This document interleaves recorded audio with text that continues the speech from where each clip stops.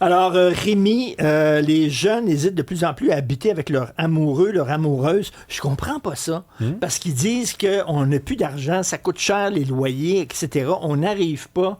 Donc, ben justement, si tu te mets en couple, t'es deux à payer le loyer. Oh, mais ça, c'est... Alors, c'est bien mieux être en couple que chacun avoir son appartement. Attends. Je vais répondre à ça par un Attends, ils préfèrent être avec des colocs, peut-être, qu'être avec leur amoureux, amoureuse. En fait, les gens préfèrent habiter seuls. Ça, je l'ai appris cet été. À un moment donné, on parlait de ça, de la crise du logement, puis combien c'est cher, puis combien c'est dur pour les jeunes de partir en appartement. Puis il y a un auditeur qui a appelé, un propriétaire d'immeuble, puis il a dit « Attendez une minute, juste le dire une affaire, là. Moi, là, avant, là, il y a 25-30 ans, je voyais arriver 4-5 jeunes qui voulaient louer un 6,5, puis je leur disais vous allez manquer de place. » Puis ils disaient « C'est correct, on va le vivre. » Puis aujourd'hui, c'est du monde qui arrive à 18-19 ans, ça veut louer le 4,5, ça veut louer le 5,5, qui est inabordable pour une personne. Mais c'est ça l'affaire, là. C'est qu'on dit crise du logement, les gens ne veulent plus habiter à plusieurs. Ils veulent leur condo, leur cocon à 18-19 ans. Ben moi, quand j'ai commencé, j'avais des colocs, puis tout ça. Ah oui, à un moment donné, on était sur Saint-Denis-Beaubien, puis je ne sais même pas combien de gens il y avait là-dedans. Non. Souvent, on était 10. Non, mais c'est différent, ça a changé. Aujourd'hui, on veut son confort, on veut toutes ses affaires, on veut avoir ses murs. On veut du rangement. On veut du rangement pour ranger je sais pas quoi.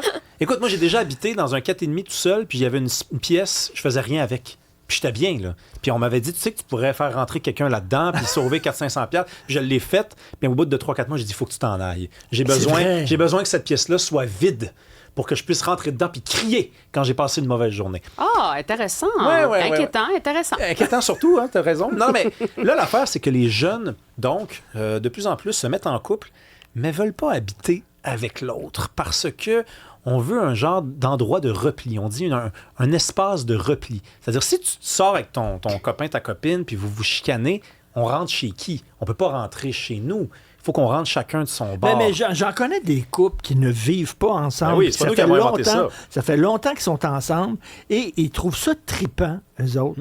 Quand on se voit, on a du fun, c'est trippant. Des fois, elle couche chez moi, je couche chez elle, etc. Mais on n'est pas obligé d'être tout le temps Ben, ensemble. je gère pas tes bas sales à tous les jours. Ben, c'est ça. Mais non, c'est ça. Mais je serais curieuse de savoir, si c'était pas une question monétaire, il y a combien de personnes qui resteraient vraiment ensemble? C'était pas une question de prix de loyer, là. Oui. Ben, j'ai l'impression que c'est peut-être trop souvent perçu comme étant la variable la plus importante, mais qu'on ne parle pas de tout le reste. Ouais. C'est-à-dire, regarde, le propriétaire, il dit, il sauverait de l'argent s'ils habitaient ensemble, ces jeunes-là, mais pourquoi ils le font pas?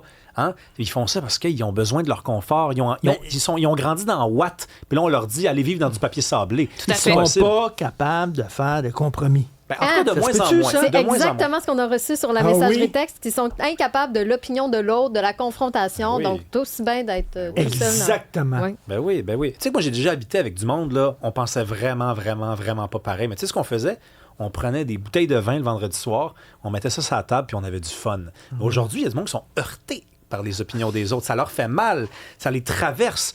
Ils se rappellent de ce que tu leur as dit il y a 3 semaines, puis ça marine. Puis je voudrais revenir sur ce que tu as dit il y a 1 mois et demi. Là. Je l'ai encore dans... Mais ça, c'est de la fragilité. Et quand qu'on fait semblant que la vie, ça sera pas ça, puis que le plus longtemps possible, on contrôle tout ce qui nous entoure comme étant des paramètres. À un moment donné, on embarque dans le vrai monde, puis le vrai monde, il te frappe dans la pleine face comme ça, puis il dit « Hey, c'est pas ça la vie ».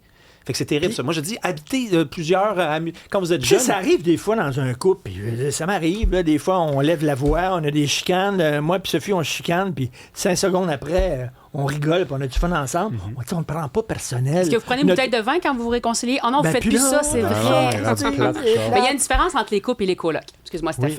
Mais tout à fait. Non, mais c'est sûr que c'est pas du tout la même affaire. Non, mais aujourd'hui, une chicane, puis leur monde se détruit, il implose. Oh mon Dieu, je me suis chicané. L'autre personne a élevé la voix. On s'est engueulé. Oh mon Dieu, il se roule en boule, puis il pleure. Ah oui, mais tu sais, il fut un temps... Ça fait partie de la vie, Christine. Ben oui, puis il fut un temps où les gens, je pense, ils racontaient leur histoire d'amour, puis ils partaient de certains défis qu'ils avaient réussi à relever puis à traverser. Puis aujourd'hui, tu demandes à quelqu'un de te raconter pourquoi tu as choisi cette personne-là, puis tu as juste comme droit à ce qu'il y a de bien.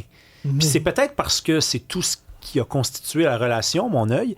Mais c'est peut-être aussi parce qu'on n'est plus fiers d'avoir relevé, traversé les montagnes, relevé des défis. Puis c'est plate, ça. Il y a Donald qui nous écrit, il dit « Tout le monde trompe tout le monde, ça prend des logements à part. » Oh mon Dieu! Si tu veux pas te faire prendre. Mais il y a Eric qui dit « On a 57 et 58 ans, chacun notre maison. » Francis Prou dit « Pas juste les jeunes, j'ai 44 ans et je préfère de loin être seul chez moi. » Pierre écrit « J'ai eu des colocs aussi, mais rendu à 28. Faut être seul à un certain point. Les gens aujourd'hui ne veulent pas s'investir. Si tu veux pas habiter avec ton chum, c'est un manque d'investissement selon lui. » Es-tu obligé de partager le même lit? Il y en a qui font chambre à vivent part. qui font chambre à part. Aussi. Moi, je pense deux choses, en fait. C'est que ça fait pas des enfants forts, de un. Oui. Mais si jamais tu n'as pas de ce projet de vie-là commun, l'autre chose, c'est que je pense aussi qu'il y a beaucoup de gens qui ont eu une première famille, après ça, ils vont divorcer, ils vont se séparer, et là, ils veulent plus rien savoir de rester avec une autre personne, même s'ils rencontrent une autre moitié. Oui. Non, mais passer par là. Mais ça, c'est un cas très particulier, puis là-dedans, moi, j'achète ça. C'est-à-dire, je sais c'est quoi vivre avec quelqu'un, je sais pourquoi on s'est séparés, les deux, on est arrivés aux mêmes réalisations, on est-tu game d'essayer autre chose, on est d'accord avec ça, let's go, on part. Ça, mais c'est des fois, correct. c'est une indépendance aussi, tu sais, de dire, justement, tu as partagé ta vie avec quelqu'un, peut-être que tu as tout perdu au moment du divorce. Puis là, quand tu te rachètes quelque chose, t'es comme, hey, non, moi, je veux garder une sécurité aussi. On veut le beurre et l'argent du beurre. On veut tout le fun du célibat sans le côté plate, c'est-à-dire, ben, des fois, tu es tout seul. Puis on veut tout le fun de la vie de couple sans le côté plate, c'est que des fois, tu veux être tout seul. Donc, on veut avoir le beurre, l'argent du beurre, puis le cul de la fermière. C'est ça, t'as là oublié le cul de la fermière. Faut pas l'oublier. Exactement. Ça. C'est ça qu'on veut. Ben oui, on veut tout. On veut tout. Ben oui, puis c'est pas assez. Je suis célibataire, je suis dans ma maison tout seul, mais si j'ai le goût de baiser, j'ai rien qu'à aller voir Bobonne. Bobonne est là.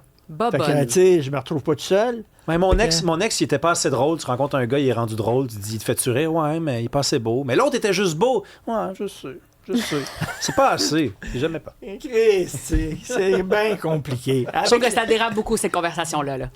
Il faut qu'on se calme. Avec Léa, ça va être parfait. Et Léa va tout le temps dire, t'es beau, t'es fin. C'est brillant ce que tu viens me dire, Rémi. Oh, j'avais pas pensé à ça. C'est fantastique. Elle va rire de tes jokes plates, Léa. C'est génial. On n'aura plus besoin d'autres personnes. Merci, Rémi. Ciao. À demain.